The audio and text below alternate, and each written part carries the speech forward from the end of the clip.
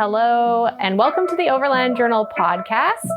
I am your host, Ashley Giordano, and we are here today with some very special guests. And if you've attended any of the Overland Rallies, such as the Northwest Overland Rally, BC Overland Rally, and Rocky Mountain Overland Rally, right? You may be familiar with the Hylands. You may also be familiar with the Hylands from their epic journey in a Land Rover, which they'll talk to you about that special kind of Land Rover they took with their 3 kids from London to Singapore. Thank you so much, Ray and Marianne, for coming on the Overland Journal podcast. Oh, thanks for having us. Thank you. I'm so happy to have you on here. We don't get Canadians on the podcast very often. Tell us a little bit about yourself and how you got into the overland space, and because you guys have been in this industry for a little while. That's an interesting question. I think it came about because we needed to buy a minivan. I was living in Singapore. We had 3 little kids. At the time, I had an old classic, like antique Mercedes station wagon, which broke down every time Marianne drove it, especially when she had the kids. And my mother-in-law said, "You guys should get a minivan." I wasn't really ready for a minivan. And I looked around and found a Defender 110, which is really fun. And we bought it. And I think the question was, what is this? And I said, this is the world's coolest minivan. And yeah, that kind of got us started. We joined the Land Rover Club in Singapore. We started going on adventures and trips up into like Malaysia and stuff like that. And we just got hooked. Why a Defender? A couple of reasons. One is I think I just always liked the look of the classic Defender. I mean, I grew up with, Mutual of Omaha's Wild Kingdom series. The guys would be driving the old series trucks across the savannah and jumping off the hood and tackling gazelles and stuff, right? But at the same time, in Singapore, if you bought a Defender, because it was diesel, it was registered as a commercial vehicle. And it was actually much more affordable than buying a Land Cruiser or something like that. What year was it? It was 2004 when we got the Defender. And what year was the Land Rover? It was an 05. It was an 04, I guess. It was new. Yeah, we ordered it. Yeah, it was police blue, which was pretty funny. Sometimes you drive around the island in this truck and, that was kind of what the police had, just given the color. Sometimes you'd roll up to a checkpoint or something and people are ready to salute you until they realized, oh, it's just some random dude in an old Land Rover. So what were you doing in Singapore at that time? I worked for different companies in marketing and communications. And then you met in Singapore. Yes. Mm-hmm. So how did you like the Defender? Oh, the Defender. I liked it because it was new. It didn't break down. Yeah, exactly. Well, I mean, it's a Land Rover. It still broke down, but it didn't break down as much as a 30 or 40-year-old car. But also, I think you like the fact that you set up really high, right? And That's it's true. easy to see when you're driving. Okay, so you're in Singapore doing marketing, you have little kids, you have this Defender. Then how does that lead you to, I guess that introduced you to the Land Rover community there? Yeah, we started doing lots of trips. We started doing, little weekend trips turned into bigger, longer expeditions and finding old tracks that hadn't been traveled for years. And we eventually became good friends with kind of I wouldn't say a hardcore group of people, but people who liked getting out and really using their vehicles as they were intended. So we ended up heavily modifying the truck eventually. I built it up for the Rainforest Challenge. By that time, it would go pretty much everywhere. So yeah, it was a lot of fun. Was that group traveling mostly around Singapore, or was it all around Asia? Typically into Malaysia. Yeah, there's a lot of really interesting jungle trails and stuff in Malaysia. The Indau Rampan Rainforest is close by. And then you can drive up the Malaysian peninsula up into Thailand. It takes about a day. It's not too hard. It's a ton of really interesting places to go, and beaches, rainforest, mountains. Yeah, it was very cool. So many things have happened since then with the rallies and your London to Singapore trips. How do we get from there to here? Yeah. We moved to New York. The company moved me to New York. We brought that truck that we had was too new to bring over with us, but we bought an old one, which actually used to belong to the Singapore SWAT team. So it was like this old, police truck, flat black, kind of terrible looking, but with really low mileage. So it was a good deal. We got it in an auction. We took all the modifications we had on our current truck and put them onto the old truck and then shipped it off to North America. And then we were in North America for quite a while. We were in New York and then eventually back to Canada. Scott was looking for a marketing guy for Expedition Portal and the Journal. I knew of Scott because one of the clients I worked with had sponsored one of his expeditions in the past. And so reached out and started working with the Journal and Expedition Portal, and that was a lot of fun. We spent a ton of time in Prescott, got to know the whole crew, and we did a whole bunch of really fun trips together and got to do, interesting trucks and interesting gear. And, that was actually pretty awesome. One of the things that the Journal did at the time was we had this little rally called the Overland Rally. The first one was in California, and then we moved it to the Northwest. I was focused on the event. I was having so much fun with it that I said to Scott eventually, I'd like to just focus on the event. And so the event was kind of spun off as its own standalone company, separate from the Journal. And we've been running the Overland Rallies ever since, and we've just been having a great time with it. Yeah, they're really well known for being small and family oriented and just intimate with really good opportunity for learning. And of course, the bonfire at night and campfire talk and all those things. So I could see how that would be a really fun event, but also a lot of work. It's a lot of work, but it is fun. It has a great feeling in the Overland community because it's so casual. We've always said to people, show up, drive what you've got. You don't have to have the latest, coolest, biggest truck to go camping, right? And we've had people just show up with the weirdest, funnest, eclectic vehicles. We had a couple showed up at the Northwest Rally one year in a little Triumph TR7 convertible that they were going to drive, I think, to Ushuaia and back. And they had like 2 little Kermit chairs in the trunk and a pup tent. And that was it. That was their whole setup. And off they went. And we're like, you guys are awesome. So yeah, it's been a lot of fun. I think people enjoy the fact that they are very relaxed. And we have amazing presenters coming from around the world and, some of the top instructors. And yet even the instructors and presenters that come to the shows, they say, we really enjoy coming back to your events because they're just so fun and they're just so casual. Absolutely. Can confirm. And so the Northwest Overland Rally is in Plain, Washington, if listeners aren't familiar with the events. The BC Overland Rally has had a couple different venues, right? Yeah. We started out in a little ski resort called Sasquatch Mountain, and we outgrew that. And then we moved to the Whistler Olympic Park, which was pretty cool. And we outgrew that. As of last year, we moved to a big venue in Merritt, BC. And so it's a couple hours away from Vancouver, but it's a beautiful spot. It's a great big valley, nice river running through it, tons of places to explore around there. So yeah, we're really happy with that place. Nice. Yeah, it was great. And then there was a Rocky Mountain.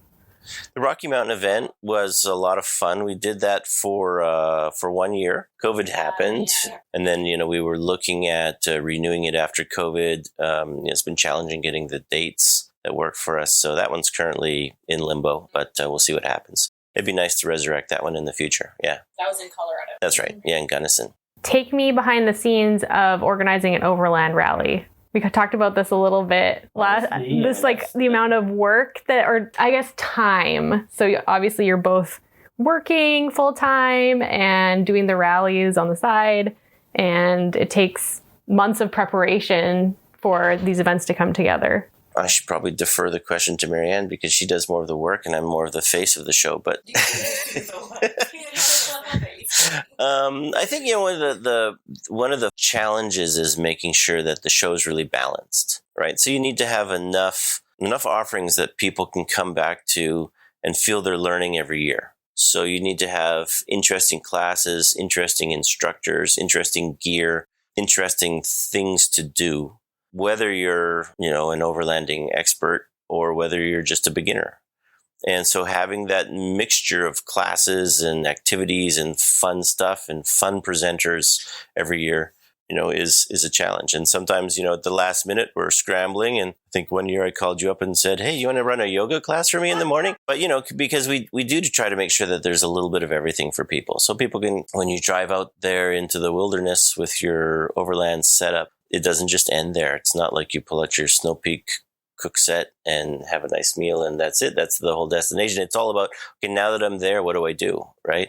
So we have a lot of fun stuff there. We like REI and people who come to the shows and they bring, their latest kayaks and mountain bikes. And we've got guys there with, teaching fly fishing and like all sorts of just fun, interesting things.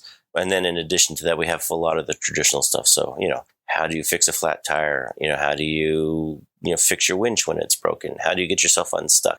How do you safely recover another vehicle? A lot of those classes. And then we have the ridiculous fun stuff too. We have what we call the trophy challenge on the last day of the show. And that's where we have, it's almost like an obstacle course or like some sort of a fun competition where people get to race their vehicles in a safe-ish manner through our technical and obstacle course. Then we'll put fun things into it. So one of the classic ones is we call it the embarrassing wetness challenge, where we'll tape a cup of water to the hood of your vehicle. And then you have to drive through the off-road course as fast as you can without spilling the water. And then whoever has the lowest time and the most water wins. And this year we did, what did we call it? Nerf guns. Yeah, we had a Nerf gun challenge. I can't remember what the name of it was. But it was the biathlon. Yes, because it was going really fast as well as shooting. And so every driver got a Nerf gun with those little foam bullets. And we had little paper cups set up throughout the course. And you had to drive through the course as fast as you could. And then you had to stop periodically and shoot these little targets with the Nerf gun. The targets were on either side of the vehicle, so sometimes you had to lean across and shoot out the passenger window.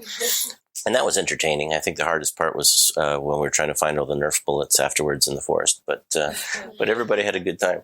And we had a consolation prize. There was a little kid, he was about 8 years old, who decided to go through the course on his bicycle at the end, and he didn't realize that the mud pit at the end was deeper than he was tall.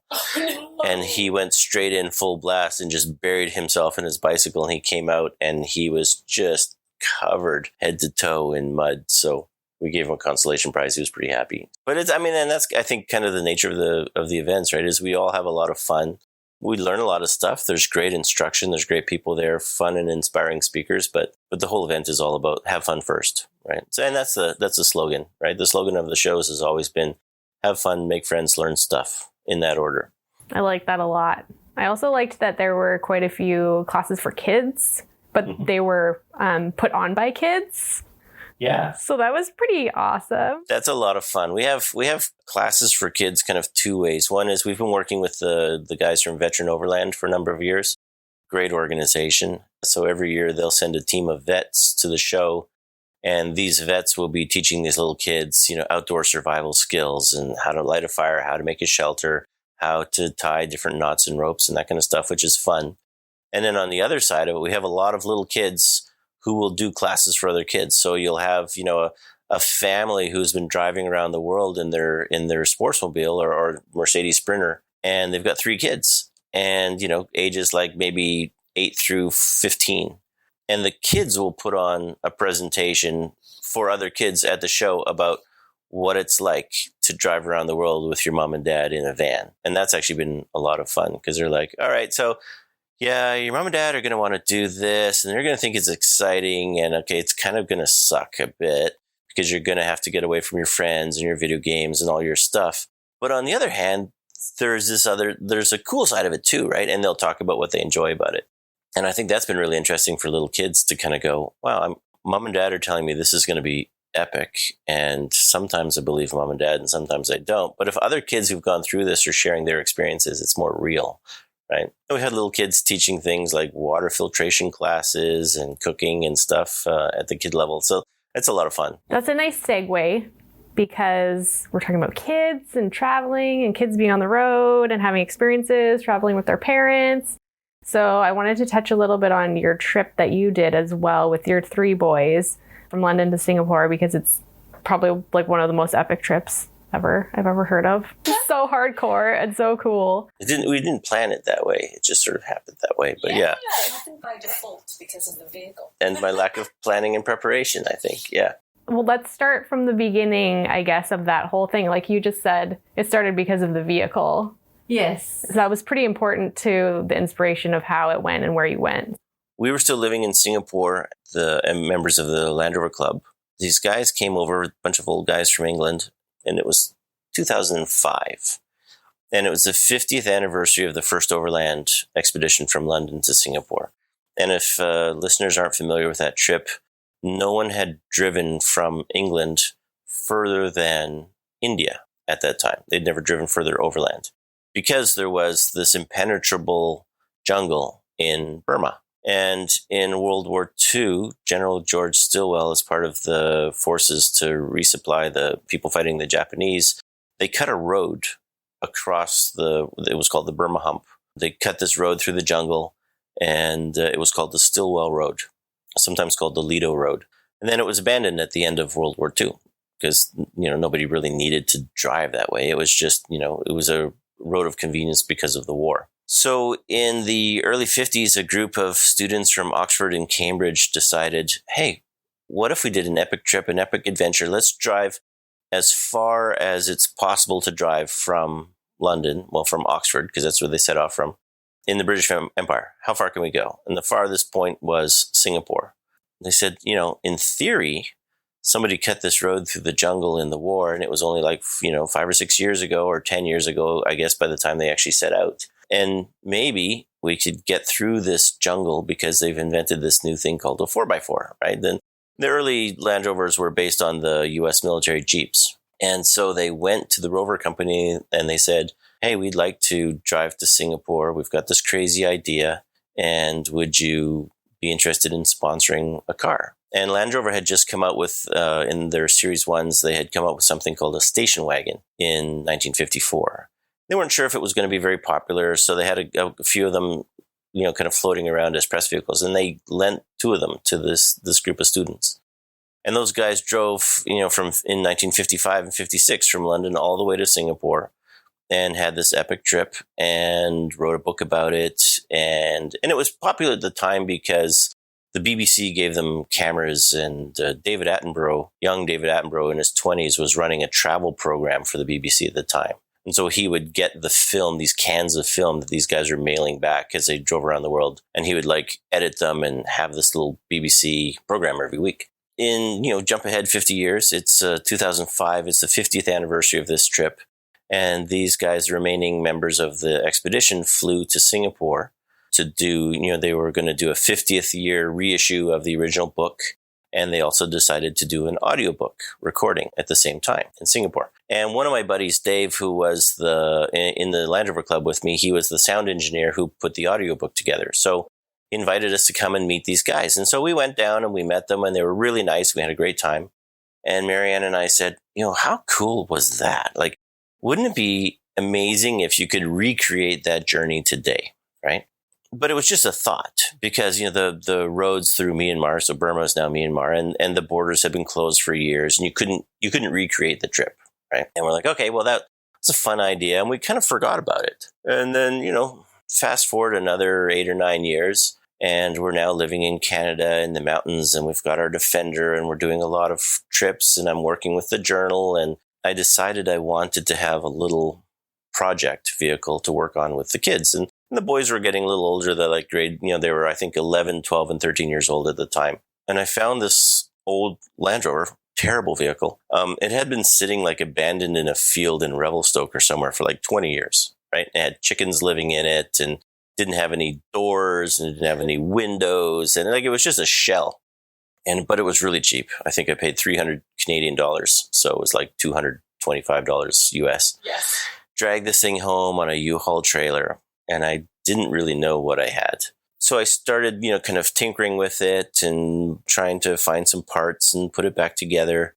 And in an effort to figure out more about the truck, I wrote to the Series 1 registry in the UK. And I said, hey, I've got this truck. This is the VIN number. And they said, well, I think that's a station wagon. And they said, you pull the cab off the back, you can look at the way the cappings are done, and you can tell if it's the original station wagon body. And so I said, oh, okay. And I was pulling it apart anyway. And so I looked at it and I said, yeah, it has all the correct, bits and pieces. It's an original station wagon. So I kind of reached back out to the Series 1 guys and I said, yeah, so I have this truck. This is the VIN. I've confirmed it. The body matches the VIN on the frame. It's an original station wagon from 54.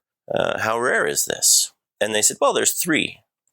And I said, what do you mean? And they said, well, we knew of 2 still existing in the world, and now you've got 1, so now there's 3. You've got the 3rd. And I said, oh, all right. Wow. And so I went back in the house, and I talked to Marianne. I said, turns out this little wreck of a truck that we bought is a bit more rare than I thought.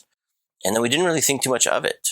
And then I happened to pick up my copy of First Overland, just randomly, to look at something one day. And I realized that the vehicle we had was the same as what those guys had driven in, an original 86-inch station wagon. And I said, well, that's very cool. And I happened to mention it to Marianne. And I said, wouldn't it be amazing if we could take that vehicle and recreate the first overland trip from 1955? And she was like, that would be really cool. But, of course, the borders, Myanmar's land borders are still closed. And a couple of months later, Myanmar opened the borders. And we said, okay, it's an omen, right? Okay, well, road trip. I think I had about a year to get the truck running. And I didn't restore the truck in any way. I mean, I literally got it running. I found some old doors. I found the bench seat from the auto wrecker for an old Chevy Astro van, which I threw in the back for the kids. The front seats were trashed. I think I took a couple of beach towels and folded them up and set them on top of the seats as cushions and strapped a piece of canvas over, put some seatbelts into it. And the seats that we sat on, were they the original seats? Yeah. They're straw filled. Yeah, they're wooden seats filled with straw, but the straw had all collapsed, and I didn't really want to go out and repack the straw in them, so I folded up a couple of beach towels and threw them on top and said, okay, that'll do. So it didn't have any locks or anything on the doors. Yeah. I took a big chain and just wrapped it around the truck with a padlock, and that was how we locked it when we left our stuff in it on our trip. Yeah, and the first I got it running, and it was like, okay, we're going to ship this to Singapore next week. I got it running that week. I decided to take it to a Land Rover show that following weekend. It caught on fire on my way to the show. Managed to get the fire put out, fixed some electrical problems with some buddies at the show itself. That was kind of the shakedown. And the next day I put it in a box and I sent it to England. And so that was the total prep for the trip. And I mean, the truck is tiny. It's the size of a Volkswagen Beetle. Yeah, it's kudos to our boys, really, because they sat in the back, right?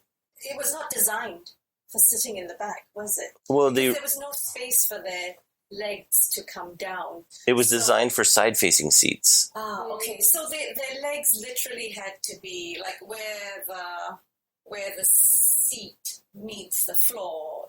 That's where your legs are. Right. So their legs are never hanging down. They're always bent and raised. Yeah, we put a false floor in the back so we could put some cargo underneath. Yeah. So that meant it took the room for your legs away. So they basically had to sit with their knees up for, 9 months. Hours, yeah. Days and months. Yeah. So it was crowded. So what was the feeling or the mood or whatever when you brought up this idea to do this trip and it seemed like it was happening? What was your reaction, Marianne? And what were the kids thinking? How did they react? Were they excited? Were they like, this is crazy? It comes up with great ideas on a daily basis. And That's awesome. I half don't pay attention to them. But then it finally dawned on me that, this is happening. This is happening. I better take this seriously because this is going to happen. I like the way you had a little pause before you said great ideas. I don't think great was originally the word you were going to choose, but yeah, I come up with a lot of ideas. Yes. Yeah. So I think I just needed the list of countries we were visiting, and then I just needed to check them out with regards to safety. And the only one I had concern with was Iran. Right.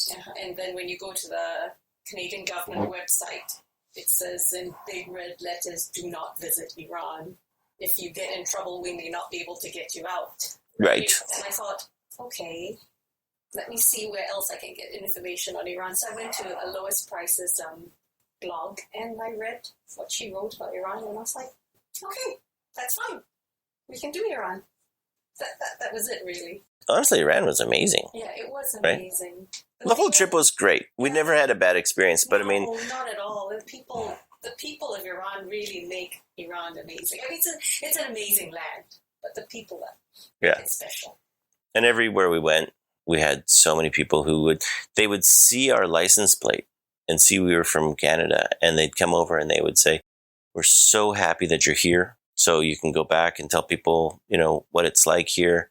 And the one thing they consistently said, look, you have to recognize that our government doesn't represent us as people. It's just the government, and the people were wonderful. The people were just kind of caught in the situation that they're caught in. But yeah, they were some of the most generous people we'd ever met. Were there any steps that you had to take specifically as a Canadian traveling through Iran?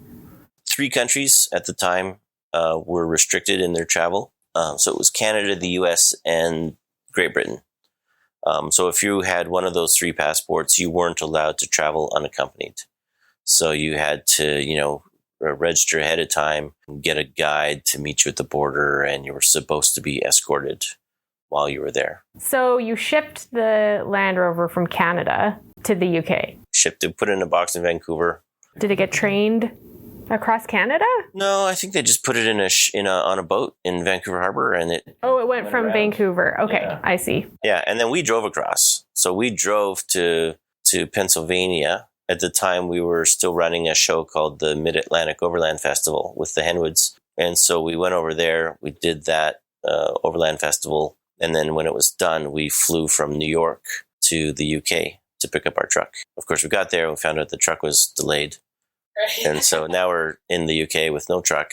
And that was really fun. That kind of set the tone for the whole trip, because at that time, Facebook was the dominant, social media platform.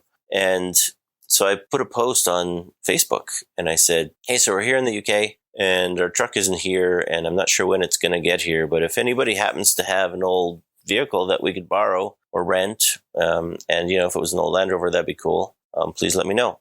And within a day, like a friend of a friend of a friend, this guy, Pete, who's now become a great friend of ours that we keep in touch with, Pete reached out and said, hey, we've got an old Defender. Like he basically said, I bought a new 110. I was going to sell my old one. I haven't sold it yet. It's still insured. If you want it, just come and pick it up and use it as much as you want, which was amazing. So we went and we had this nice, 300 TDI Defender 110. We drove around the United Kingdom for the next almost a month, really, while we waited for our truck to show up. So we went all over Ireland and England and, the coast of Scotland and Wales. And we just explored, the islands, and it was fantastic. And of course, it was probably a nicer way to explore than in our little Series 1, because, it had working windshield wipers and it had a heater and it had all these things that we take for granted. So for people that haven't traveled in a Series 1 Land Rover before, can you paint a picture of what the experience was like over those 9 months? Because if you can imagine like an old farm tractor, you know what I mean? Like those ones with the big wheels in the back and the skinny little wheels, and you sit in a metal seat and you're perched up on top of the engine and the wind is blowing in your hair. And it's kind of like that with a windshield. I mean, it's honestly, it sounds like I'm exaggerating, but it's not. The boys had to wear hearing protection. Well, actually, we all did. We all wore hearing protection while we're driving, because when you got up to, close to highway speeds, it was literally deafening inside. It's like riding in a big cookie tin, right? So there's no sound insulation at all. It was designed as a vehicle that you could use as a farm tractor, that you could also, if you wanted to, you could drive to church on Sunday, right? So that's why I had a cab on it. But, straight cut gears, crazily underpowered. Like everything in that vehicle was overbuilt for mechanical solidity. It was a very robust design, but it was not designed for comfort at all. And so, it was a bit like riding a motorcycle kind of thing, but louder. Tell me a little bit about limitations on packing, because you only had so much space and you had 5 humans in there. I can't remember what the weight limit was. I remember we had to weigh everything, and we had to weigh ourselves. We're still slightly over. We were still slightly over, which we discovered when we drove from London to the coast. Oh, that's right, when the springs collapsed. Yeah. Everybody had one little duffel bag, right? Mm-hmm. So, like a little, maybe 18 inches long, little round duffel bag. And we had these little dry bags. So each person got a dry bag, and that had to contain your clothing, your blanket, your pillow, your sleeping pad, all of your entertainment, and anything else you wanted to bring. It was like I said, it's a bit like being a motorcycle traveler, right? Like you had to go super pared down. And so every morning you'd pack all your gear into your little duffel bag and roll it up, and we'd throw it onto the roof rack and strap it down, and off we went. And other than that, I had 4 little wolf boxes in the back under the floor, and one had our kitchen stuff and one had spare parts and fluids, and one had some basic tools, and Mm-hmm. I think the other one might have had, I don't know, maybe some homeschooling stuff in it. But yeah, because we homeschooled the kids on the way. So Okay, yeah, I was Yeah. going to ask if you pulled them out of school for that period of time, but we'd been homeschooling the whole time, so that was actually pretty easy. Did you have some like great gear wins or some really crazy gear fails, or did everything kind of... So Oh man, the fails. Uh. I failed at the worst time I could fail. we're good friends with Cam, who owns Nemo Tents. And he's been a long time supporter of the Journal and Expedition Portal, and the whole team uses his gear. His gear is great. And at the time, he had this little tent with air beam. And so he's like, look, this tent is amazing. It's a 2-person tent. And instead of carrying poles around, it just has like these little air beams that hold it up and support it. It comes with a little tiny pump the size of like a tennis ball. And we're like, okay, that's cool. That's great. And the whole tent, folds down to the size of a grapefruit, right? And so we're like, okay, that's awesome, until it leaked. I think we discovered it was like a At 2 a.m. 2 a.m. pouring Oh, rainstorm, and the tent has collapsed on us, and we're both drenched, and of course the tent is the tent's wrapped around you now, and it's soaking wet, and the rain is thundering down on you, and you can't even get yourself out of the tent. You know what I mean? It was an adventure, and we went through a couple of patch kits and stuff, and eventually Cam just sent us a different tent. I think he said we're not allowed to test gear anymore. I have a bad reputation of destroying gear, so. But other than that, I mean, we had a full set of Nemo, like the sleep sets, right? So the down blankets and the little matching pads, they were amazing. They fold up to almost nothing, and they're really lightweight. Still have them. They're great. Yeah. Other big wins. Oh, yeah. So, and then we switched over to the Nemo, the Dagger and Galaxy tent. So a little 2-man for Marianne and I, and a 3-man tent for the boys. Those are great. We still use them every day or every year when we go camping. And then we used the Kermit chairs. And I'm not sure if you've ever used a Kermit chair. There used to be this old guy named Kermit, and he'd made these chairs in his basement in like Tennessee or somewhere. They're like handmade out of, I think, ash or hickory wood or something. And they fold up tiny, and they roll up into a little tube, and they, with canvas, and they're not terribly light, but they're really, really robust, and they're really small. And you sit low to the ground, right? That's the only thing that some people don't like about them. But, the nice thing about sitting low to the ground is you don't have to worry about having a footstool or a tall table, right? And those were great. So we had a set of those, and they've been fantastic. And then our other big wins were we had an MSR stove, little tiny backpacking stove, the Dragonfly. Yes. And the Dragonfly stove is...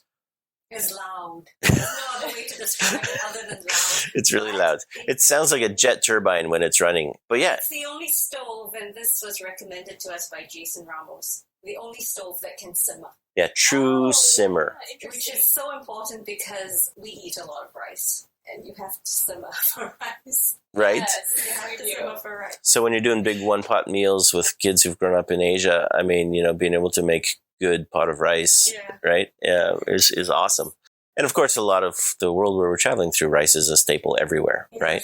Sure. Yeah. And then, of course, the snow peak. I was going to say the pot, because the challenge with most camping pots is they're all about lightweight. And so they're like titanium, or they're anodized aluminum, or they're stainless or whatever. But typically they're like almost paper thin, and they're designed for boiling. Right? Yeah. I'll boil water as fast as I can, and I'll throw my instant food into it and rehydrate it, and everything's good. It doesn't matter how good your stove is. If you've got a paper-thin pot and you're trying to simmer rice, it's going to burn. Yeah. And so we said, surely there must be a company that makes camping gear but still understands rice. And we're like, Snow Peak, right? Snow Peak, Makes sense. classic Japanese company. And so we bought this called, I think it's the Snow Peak Caldera, whatever they called it. But I mean, it's a giant anodized aluminum pot, and the base of the pot is 5/8 of an inch thick. So it's perfect for cooking rice and big one-pot meals. And it's light, too. And it's super light. It weighs almost nothing because it's aluminum. But they didn't sell it in North America. It was kind of a Japan-only product. So we called up the guys from Snow Peak and made a special request, and they imported one for us. And that became our one big pot for the trip. And, old Land Rovers, they have a spare tire typically on the hood. And so we put our big pot inside the spare tire and put all of our cooking utensils into the pot. And we had one of those little front runner tables that kind of clips onto a spare tire, and we clipped that on top. And that was our whole cooking and eating and camping setup. It was right there in the spare tire. It was really cool. What kinds of meals were you cooking on the road? Do you have any go-tos, or was it a little bit of everything? It really was whatever we could find, because we didn't have a fridge. We had like a soft Coleman 12 can or 6 can. We had a little tiny, the cooler that you take to the park for lunch, right? Like it literally was the size of a 6-pack. And soft-sided, and because the truck was full. There wasn't room for anything else. And so we had this little tiny cooler. It would keep things cool for a couple of hours, really, not really. And so we just lived off the land as we went along. We just every day we would stop and buy food as we traveled. And that was actually kind of cool because it forced us to eat whatever the locals were eating wherever we were. And we would be in some little village in Turkey or Greece or somewhere, and you didn't even know, like, there was nothing in the town that looked like a market. You might have to go to a butcher and then just, Yeah, or I mean, like, I remember one town in Iran somewhere, and we were out in the middle of nowhere in the desert, and there's, like, little houses. It looked like maybe there's 20 houses here. And I'm like, well, surely somebody must have food here. Like, these people eat, obviously. And, used Google Translate, which I think in those days it was still called Babelfish, but got the little translation program and asked somebody, where can I buy food? And they pointed to a house, and I went and knocked on the house, and I used, again, Google Translate on my phone. I said, do you sell food? And they're like, yes. And I went in and one of the rooms in the house was set up as a little shop. And they had some staples. They had some canned food. They had some beans and things. They had some little bags of rice and some random dried mystery meats and some dates and things like that. And we bought some food and off we went. But yeah, it was interesting because we never would have had those experiences if we just had a fridge and we just packed a bunch of food and we're like, okay, we're good. We're good for the next week. We don't need to speak to anybody, right? We can be self-contained. By not having that, it forced us to interact with people even when we were outside of our comfort zone. And our comfort zones expanded pretty rapidly. You had some weather during this trip, it sounds like. Yeah, when we got to Europe, the truck was delayed. So then when we went into the mountains and stuff, it was much later in the season than we had planned for. Well, Europe experienced winter earlier that year in 2015. I remember we were camping outside London. And it was September, and it was like 2 degrees Celsius. And I remember FaceTiming, probably at that time it was like, what was that? I can't remember. The equivalent of FaceTime then. One of my boys' teachers. And Liam and I were like huddled with, blankets over us and trying to talk about, I don't know what, English or something like that. But then, there was a lot of rain. And when we crossed into France, took the ferry across, and we got off the ferry, and it was so cold, and the wind was blowing so hard. And then there was this little hole where my feet went. Oh, that's right. Yeah, because at some point... we forgot to cover it. Yeah. And the wind was just blowing in, and we had to keep moving. So I had to take my bag, and I had to shove it up the hole. I put my feet there to just stop the wind from coming in. That's right. I'd forgotten about that. Somebody had cut a hole in the bulkhead to put in like an auxiliary heater or something at one point. The heater was no longer there, but the hole was still there. And so Marianne was exposed to the elements as we were driving down the highway. I think eventually I just put some duct tape over it or something. I think it was duct tape. Yeah. And then we made the decision not to go to Paris, to just skip Paris entirely. Oh, yeah, and just head south. Yeah, which was a very good decision because we figured, if we want to see Paris, we can always fly to Paris. That's so easy to do. Yeah. But everywhere else in France, that requires a little bit more. So we were just going to go elsewhere that we could go. That was awesome, actually. Yeah. We spent quite a bit of time exploring France and like the Loire Valley and some of the amazing chateaus and castles and that type of thing. And then we went down to Avignon, which was very cool, and then Nice. And we have a good friend, Patrice, Patrice has been a longtime contributor to Expedition Portal. He used to have an overland import business in Europe. We went to visit Patrice. He now runs a business in Nice called Nice Caravans. Caravans are basically what they call motorhomes, right, in Europe. And so he's got this big RV dealership. And so we went to visit him. He had a mechanic there who helped us do some work on our truck, which was kind of a consistent story. Stop everywhere, find a mechanic. But he also let us camp in some of these fancy new RVs in the lot while we were there. And so we used Nice as a little base. We spent about a week there just exploring around kind of southern France and going into Monte Carlo and that type of thing. And it was really cool. Yeah, great experience. And then we had to leave. And then we had to leave. Yeah. We said that Monte Carlo was the only country, or Monaco was the only country that the Series 1 didn't break down in. That's true.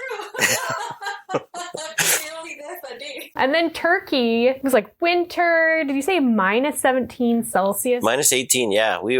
From Europe, we went down through Italy and we took a ferry over to Greece and we kind of island hopped through Greece. And then from Greece to Turkey, we took another little ferry. And of course, at that time, there was thousands of Syrian refugees fleeing in the opposite direction. So that was really interesting, kind of seeing and meeting all these refugees as they were traveling in the opposite direction of where we were going. And then we got into Turkey itself, spent some time in the south of Turkey, which was really pretty. Went up to Istanbul, did some truck mods, met some really fun Land Rover people.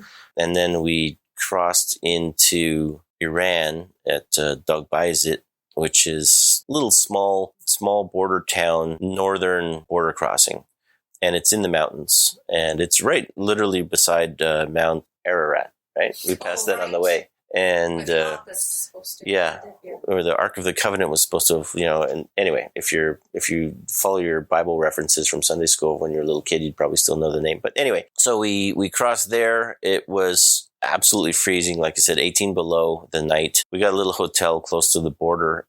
So we'd be up and early, ready to go. And also we weren't really prepared for sleeping in minus 18 outside in our tent, right? We got up in the morning, everything's covered in snow and the truck won't start because, it's just, this old engine, it leaks so much oil that I was running pretty thick oil in it and it didn't like the cold. And I didn't want to kill my battery trying to crank it over. And I said to a guy in the hotel, I said, hey, can you, is there a tow truck or somebody that, has a vehicle that maybe I can hook my jumper cables up to and I can slowly crank the engine over until it loosens the oil up enough that it'll fire. And he goes, oh yeah, no problem.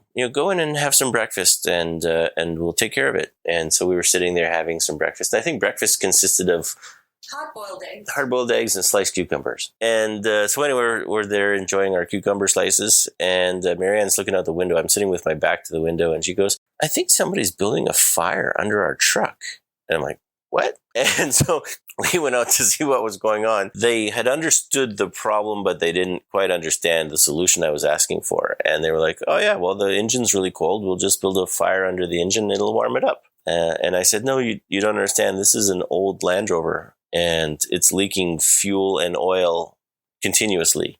If you build a fire underneath this engine, the whole truck is just going to go kaboom. So what we ended up doing is they started bringing out teapots from the kitchen, a little chain of teapots coming out. Kettles. Yeah. And we're pouring this, almost boiling water, like hot water, over the block to warm up the oil inside. Because the block was just basically a giant heat sink, right? And so we poured enough water over this thing that there was a skating rink underneath the truck. But eventually the engine was warm enough that it turned over on its own and started, and off we went. It was just another morning on our trip. Yeah, and then we drove to the border, and the border was insane. Just trying to get across that border. There's no way you'd ever get across that border without using a fixer. And we found a great fixture, and that's a whole story. That's a whole episode in itself, just talking about that one border crossing. Ooh. But yeah, that's got us into Iran, and Iran was really pretty, super friendly, cold up in the north. But when we got down to we were in Iran for about a month, down on the southern coast. Before Christmas. Yeah. We had Christmas in Dubai. So we got there just before Christmas. Yeah. We were about a month in. Bandar Abbas was nice and warm. It was kind of interesting little port, something you'd imagine from an old Indiana Jones movie, right? It was very different from the rest of Iran. Yeah. Bandar Abbas. That's in the very southern part of Iran, and that boat takes you into the UAE. Yeah. That's right. Yeah. Sharjah. And that was an interesting trip. Oh my goodness. So there's sanctions against Iran at the time, so they couldn't get spare parts for their vehicles. And the ferry that normally crossed the Gulf, and it's a pretty big crossing, right? It's The Persian Gulf. yeah, it's like what, 8 or 10 hours or something like that, right? The crossing time typically. So that, it's kind of an ocean going ferry, like a big ferry, except that the ferry had broken down. They couldn't get parts. And so they had this little tiny ferry that just typically runs like a half-hour trip over to these local islands. And they said, oh, we'll just take this across the Gulf. And a tiny little ferry, flat bottom. And we got out there into the middle of the Gulf, and this big storm came up, and this boat is pitching all over the place. Everything was covered in salt because like the spray is breaking over the boat. And then everything was like the truck, all the trucks were just covered in a sheen of salt. It was amazing. Actually, it looked really cool, but probably not very good for them. That's But when we met the Spanish couple. that's right, when they were trying to get onto that boat. By the time we reached Sharjah, I mean, the boat was just basically encrusted in salt and vomit from everybody on the boat. Yeah. Yeah, it was an adventure. So you had Christmas. Christmas in UAE. Dubai. And then that was fun. We met some really cool people there, lots of Land Rover fans. Met one guy who took us out to show his collection of Land Rovers and ended up driving into Oman with him unknowingly across the border in the desert. From there, we went to India. And that was Waited for the truck in India. Oh, my goodness. Yeah, shipping was anybody who's done a lot of overland travel will tell you the worst part of any overland trip is anytime you put your truck on a boat.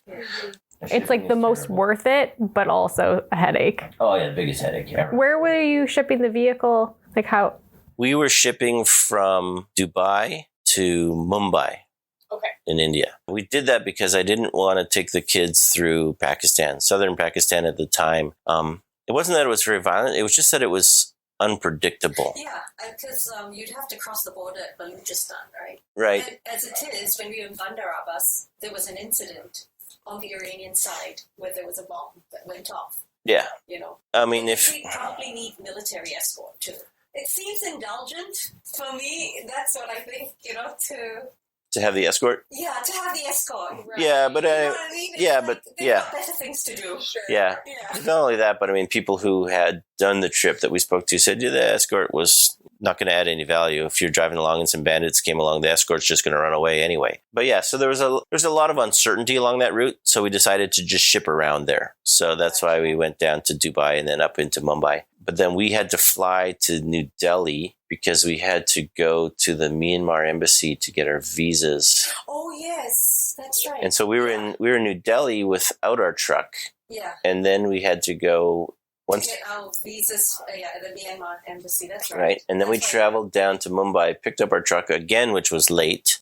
The timing on our visa for the border crossing into Myanmar was fixed. Yes. We had to cross on a certain day. And we had to be out of India by a certain date. Right. 30 days in India. That's yeah. all we had. Yeah. And India's a pretty big country. It is. And the roads aren't very good, especially when you get... broke the truck. Yeah, multiple times.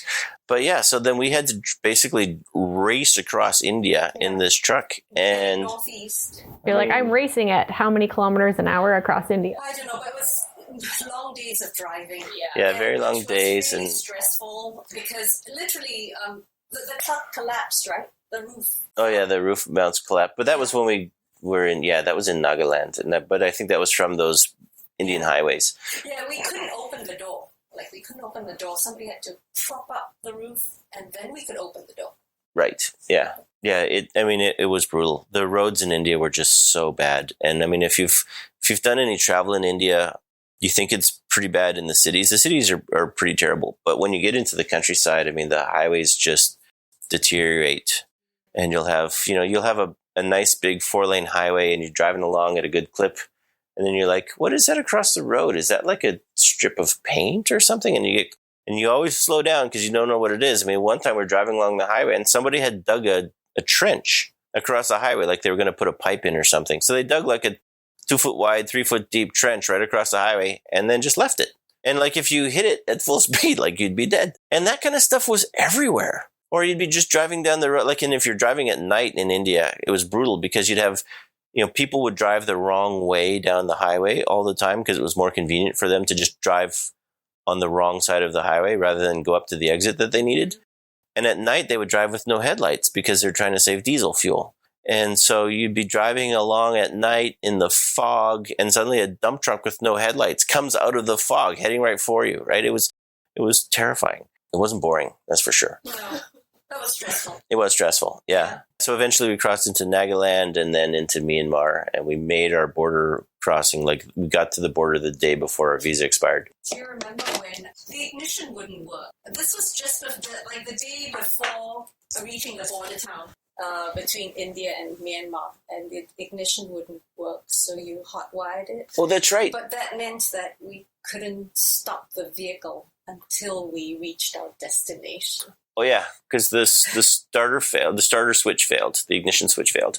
And so I just wired it direct because I didn't have any parts with me. And so, hotwired it, got the truck running. But, the only way to turn it off would be to pull the wires back out. We just let the truck run all day until we got there. And I think at some point I found a button. I wired a button up as a starter switch. But yeah, it was an effort. Forgotten about that.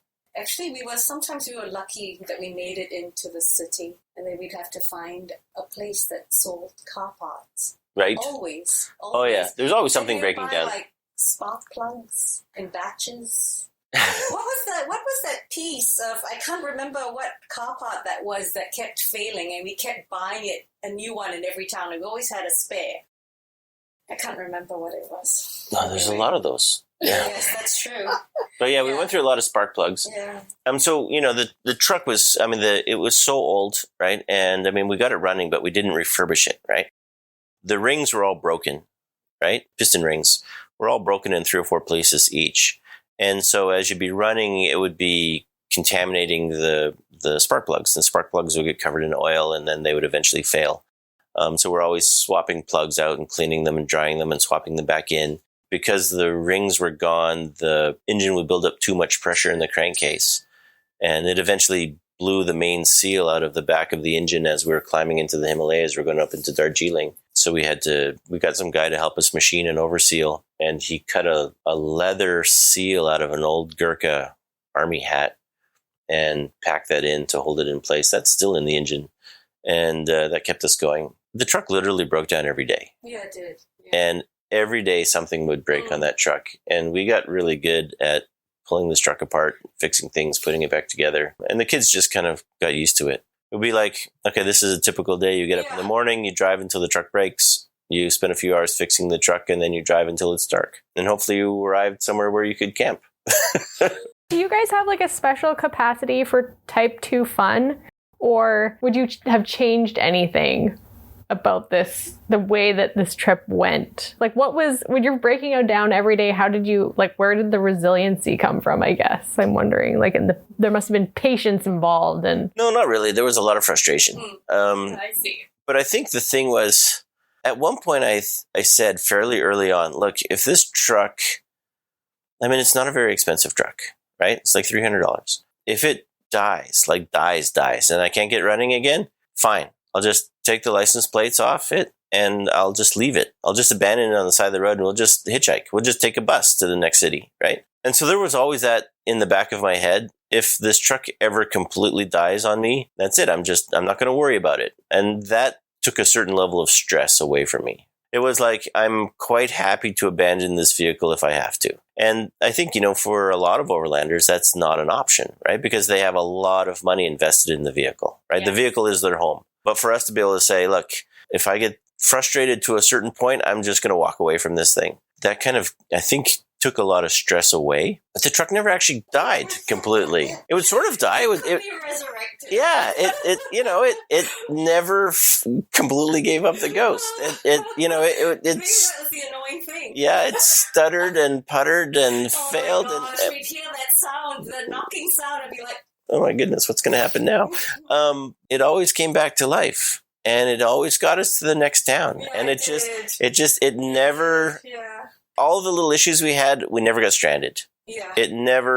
We never had to get towed or rescued. We always were able to get it running again and get it to the next town. Yeah, right. And it made it all the way back to Singapore. So, and then from Singapore, we shipped it back home here and it was fine. So, And you still have it. I still have it. Yeah, I eventually took the engine out and sent it to an engine rebuilder, and I asked him to kind of refurbish it. And he took it apart, and he called me up on the phone. And he was laughing at me. He said, "Ray, I've never seen an engine in such bad condition that still ran." Because I had said, like, take it apart and go through and make a list of all the parts that we need to replace, and I'll order the parts, and we'll do some machining, and we'll rebuild the engine, the original engine. And he said, "I need everything." He said, "Every single part that you can order for this engine, I need." He said, "Every single thing in this is worn out." He said, "The camshaft is completely smooth." He says, "I don't even know how it runs anymore." He says, "The lobes are completely worn off." He said, "Every piston ring is broken in 3 or 4 places." He's like, and he just went through every single component, and he said, "This component is worn to the point where the engine shouldn't run. And this component is worn to the point where the engine shouldn't run. And this component is worn to the point where the engine shouldn't run. And guess what? The engine's still running." So, yeah, it was amazing. You were talking a little bit about how this is like playing, I wouldn't say devil's advocate, but taking an inexpensive old vehicle, I think obviously has its pros and its cons. But some of the pros really regarding budget on this trip in terms of carne spending and parts along the way. You were saying something about that. Yeah, Marianne said to me one time while we were driving, right, about, "I'm so glad we didn't restore this before we left because it's so much cheaper to do it on the road." Because cheap mechanics, cheap parts, as you're traveling through Asia and Europe. And you gave us that worldwide restoration. Right. This mechanic we met in India or in Istanbul. Yeah, that was funny.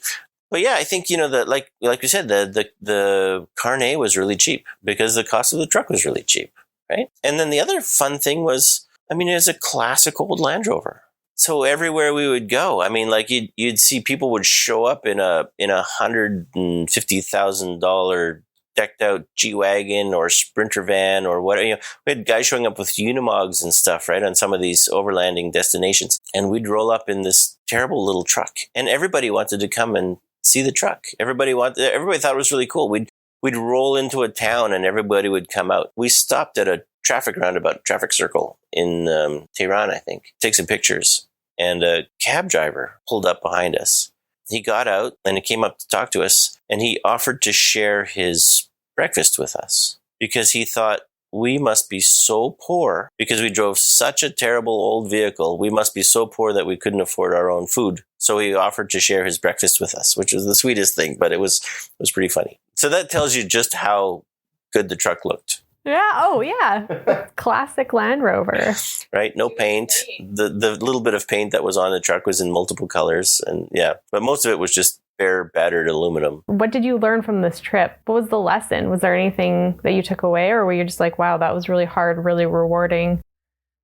I think the biggest lesson, and one I hope the kids also took away, was that, you'll figure it out, right? Like, okay, everything's going wrong. It's okay. Everything's going wrong. You'll figure it out. We'll just figure it out. We'll figure out what we need to do. Okay, this may not be the plan, but this is what we're doing now. And don't get too hung up on the fact that everything's going wrong, because things go wrong. It's what happens. And then you work through it, and I'm assuming build confidence because you keep figuring it out. Right? Yeah. Everything will go wrong, and you fix that problem, and everything will go wrong again tomorrow. But tomorrow will be a different problem. So was that the same for you, Marianne? Or I think meeting so many people who are just kind, generous, wanting to help, that probably was the most significant thing. Every single person that we met from every single culture and every single socioeconomic division in society, every single person we met wanted to help. They wanted to be helpful. They wanted to see what they could do. Wow, that's cool. Where are you going? Why are you doing that? Doesn't make any sense. Can I help you? Right? It was awesome. I always take this from Scott Brady, or I figure out my own question. But today, because we were looking through your collection of books last night, and it is great. What is your favorite book and why? For me, it's A Short Walk in the Hindu Kush by Eric Newby. And it was because it's a story of a guy who decides to drive overland in an old station wagon in the 50s from London to Afghanistan and climb a mountain. And he's never traveled overland before, and he's never climbed a mountain before. And everything that could potentially go wrong on his trip went wrong, and he still had a great time. Sounds familiar. I'd say probably Midnight's Children by Salman Rushdie. I think it just captured me right from the beginning. right to the end. Just, that's what a good story is. It just captures you and it takes you along all the way to the end. Well, thank you. You're welcome. Your story has captured me today and brought me all the way to the end, and I'm sure the listeners as well. So thank you guys so much for taking the time Thank you. to chat with me. Yeah, It's been wonderful. Fun to see you. I feel like we barely scratched the surface, so we'll have to definitely get together again and do another podcast at some point, and we can talk about all the other stories that you have from that trip. So, yeah. How to meet friendly mechanics in every place that you stop, and how to get through random border crossings. So, yeah, we had a lot of fun on that trip, but there's a lot of stuff we learned there that we never expected. So, but yeah, definitely stories for another day. Yes. I look forward to it. Thank you guys so much. Thank you. And thank you to the listeners for tuning in to this episode of the Overland Journal podcast. And yeah, we'll catch you next time on the next episode.